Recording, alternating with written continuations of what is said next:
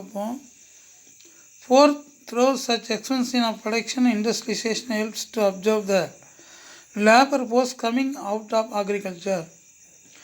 நான்காவதாக, அத்தகைய பண்டங்களின் உற்பத்தியை அதிகரிப்பதன் மூலம் தொழில்மயமாதல் வேளாண்மையில் ஈடுபாடும் அதிக உழைப்பாளர் சக்தியை ஈர்க்க உதவுகிறது.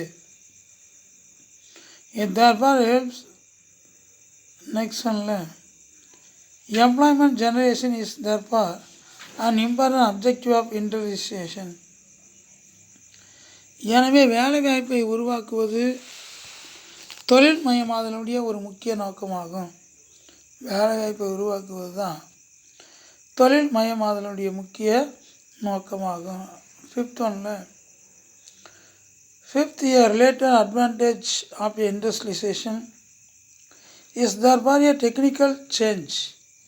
ஐந்தாவதாக, தொழில்மயமாதலுக்கு நன்மை தருவது தொழில்நுட்ப மாற்றமே ஆகும். Through use of a modern technique, industrialization contributes to learning of such methods and their improvement. நவீன தொழில்நுட்பங்களை பயன்படுத்துவதன்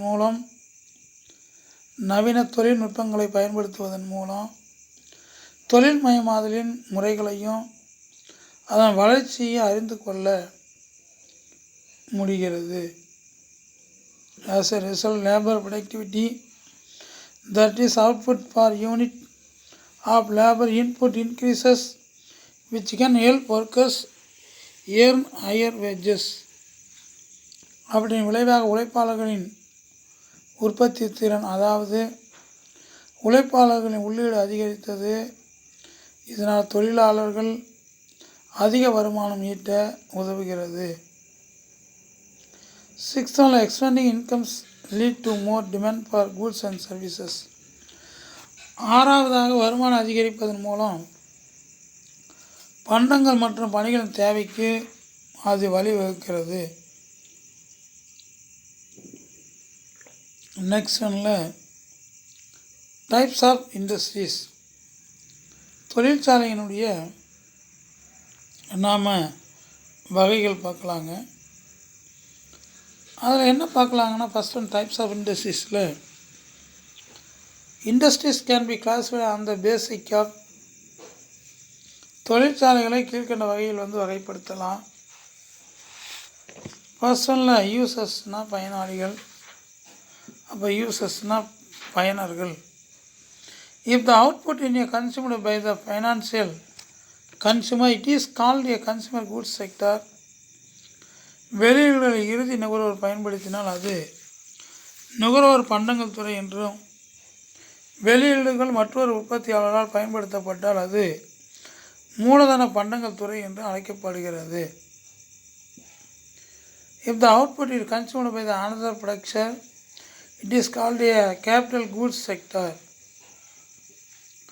There are industries that produce raw materials for other industries such as cement and steel. Cement மற்றும் எஃகு போன்ற பிற தொழில்களுக்கு மூலப்பொருட்களை தயாரிக்கும் தொழிற்சாலைகள் உள்ளன. Such industries are called basic goods industries. இத்தகைய தொழில்கள் அடிப்படை பண்டங்கள் மற்றும் தொழில்கள் என்று அழைக்கப்படுகின்றன. டைப்ஸ் ஆஃப் இன்புட்ஸ் யூஸ்டு, பயன்படுத்தப்படும் உள்ளீடுகளினுடைய வகை. Industries are also classified based on the kinds of raw material used, such as agro-processing, textile sector, rubber product, leather goods, etc. வேளாண் பதப்படுத்துதல், ஜவுளித்துறை, ரப்பர் உற்பத்தி, தோல் பொருட்கள் போன்ற மூலப்பொருட்களை பயன்படுத்தும் அடிப்படையில் தொழிற்சாலைகளை வகைப்படுத்துகின்றனர். நெக்ஸ்ட் ஒன்ல ஓனர்ஷிப், நிறுவன உரிமையாளர்கள்.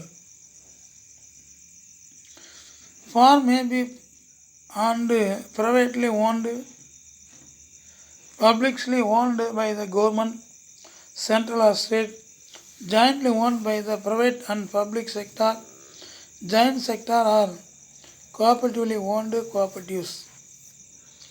தொழிற்சாலையானது தனியாருக்கு சொந்தமான பொது உரிமையாளர், மத்திய அல்லது மாநில அரசாங்கத்தால், தனியார் மற்றும் பொதுத்துறை கூட்டுறவாக இரண்டிற்கு சொந்தமானது அல்லது கூட்டுறவுக்கு சொந்தமானதாகவும் உள்ளன.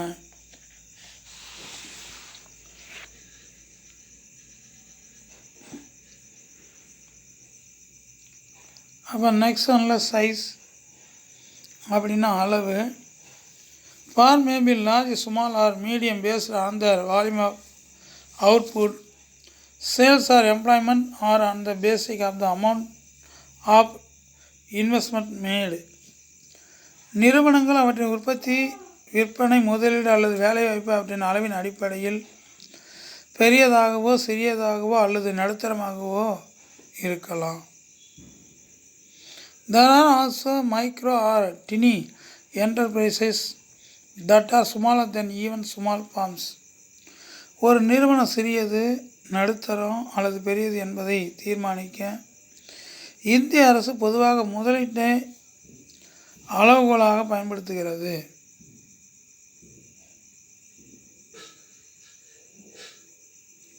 The small sector seems an important part to reason.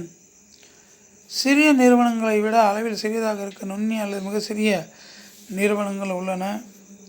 சிறிய நிறுவனங்கள் இரண்டு காரணங்களால் முக்கியமானதாக கருதப்படுகிறது. 1.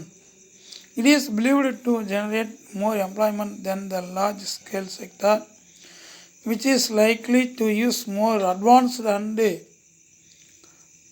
automated technologies and therefore may not generate enough employment. முதலாவதாக, இது பெரிய அளவிலான துறையை விட அதிக வேலைவாய்ப்பை உருவாக்குகிறது என்று நம்பப்படுகிறது.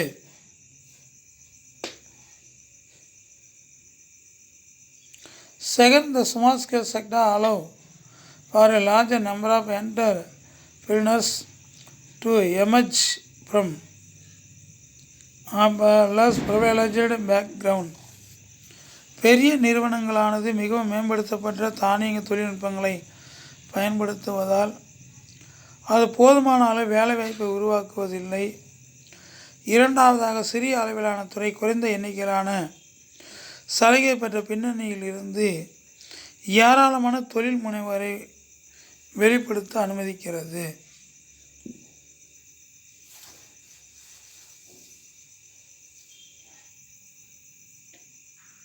Based on experiences of industrialization in different parts of the world,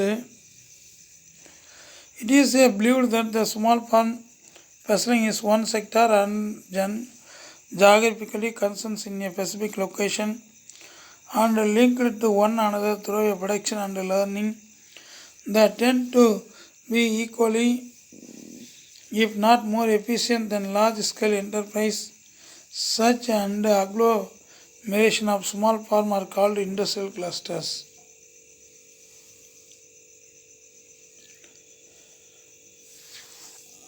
அப்போ மேலும் தொழிற்சாலைகளுடைய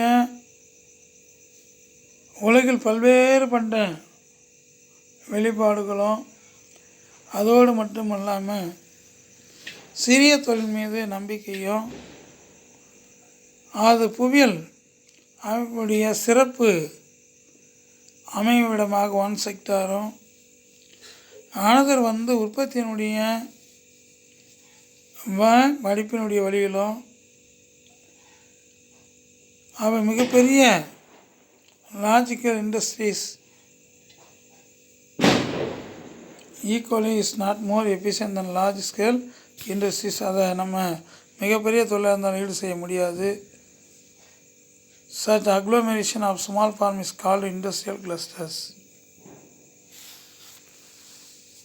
அப்போ ஏராளமான தொழில் முனைவரை வெளிப்படுத்த இது அனுமதிக்கிறது. இத்தகைய சிறிய நிறுவனங்கள் தொகுப்புகளே தொழில்துறையினுடைய தொகுப்புகள் என்று அறியப்படும். அப்போ இந்த பேரா முழுக்க என்ன சொல்லலாங்கன்னா, தற்போது உலகின் பல்வேறு பகுதிகளில் தொழில்மயமாக்கங்களின் அடிப்படையில் ஒரு துறையில் நிபுணத்துவம் வாய்ந்த ஒரு சிறிய நிறுவனங்கள் புவியியல் ரீதியாக குறிப்பிட்ட இடங்களில் குவிந்து உற்பத்தி மற்றும் கற்றலின் மூலம் பெரிய நிறுவனங்களின் திறன் இல்லாவிட்டாலும் அதற்கு ஈடு கொடுக்க அளவில் உள்ளது என நம்பப்படுகிறது. இத்தகைய சிறிய நிறுவனங்களின் தொகுப்புகளே தொழில்துறையினுடைய தொகுப்புகள் என்று அறியப்படுகிறது. நெக்ஸ்ட் ஒன் பார்த்திங்கன்னா